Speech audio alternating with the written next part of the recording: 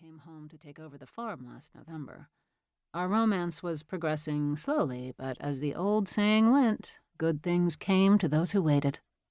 Noah and I weren't rushing things, especially since we both bore scars from previous relationships. After 5 years, there were still times that I smarted over my broken engagement. As for Noah, his suffering was much more pronounced and painful than mine.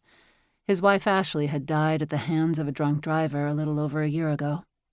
He and his 6-year-old daughter Emma were still adjusting to life without her. Noah startled me out of my thoughts by letting out a loud whoop. He raised the right arm of a teenaged boy and gestured with the other hand to his plate. The only thing left on it was a small puddle of our amber maple syrup. "We have a winner," he yelled. Applause broke out in the cafe as I presented the young man with his prizes. In addition to a gold medal strung on a red ribbon, I'd gifted him 2 large pieces of maple candy and a gift certificate for the cafe. "Come on, everyone," Noah called. "It's time to head over to the sugar shack for a maple syrup boiling demonstration." The crowd moved out of the cafe, talking gaily among themselves. Instead of following, Noah strode over to my direction and rewarded me with a smile. His dark, silky hair was slightly tousled, and the urge to run my fingers through it was tempting. Noah was more than just a handsome face, though.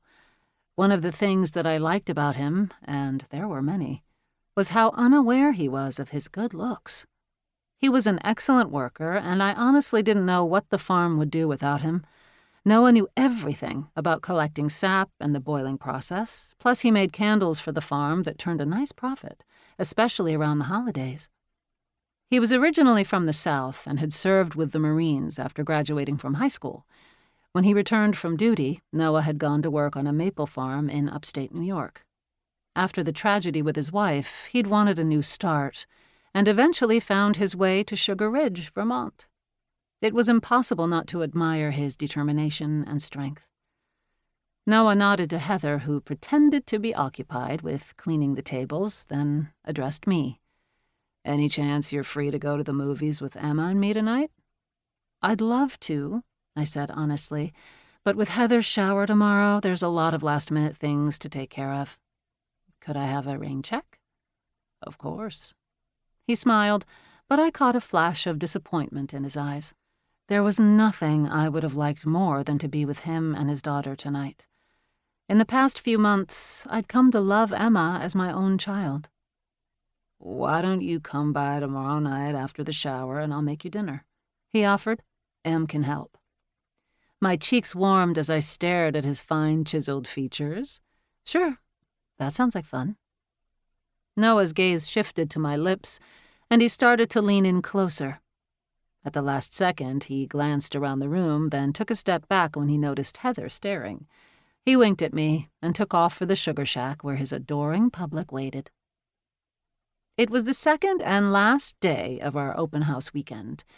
Over 700 people had passed through our front door since Friday morning.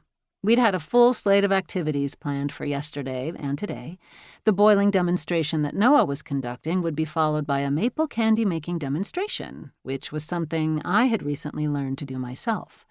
After that, people would be free to browse our gift shop and the sugar bush outside until closing time. Selma Khoury, my mother, was behind the counter of the cafe where she'd been baking all day.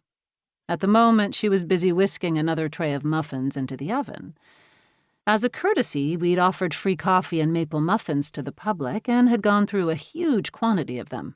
The cafe smelled divine, with a hint of pancakes still lingering in the air, accompanied by the warm, intoxicating buttery maple scent of the muffins, which could drive anyone to distraction. She was too preoccupied to pay any attention to what we were doing, and that was fine with me. When my father first started the farm, adding the cafe was a no-brainer. People loved maple lattes, warm or iced, at any time of the year. Dad's will had surprised everyone when he stated in it that his wish was for me to take over the farm.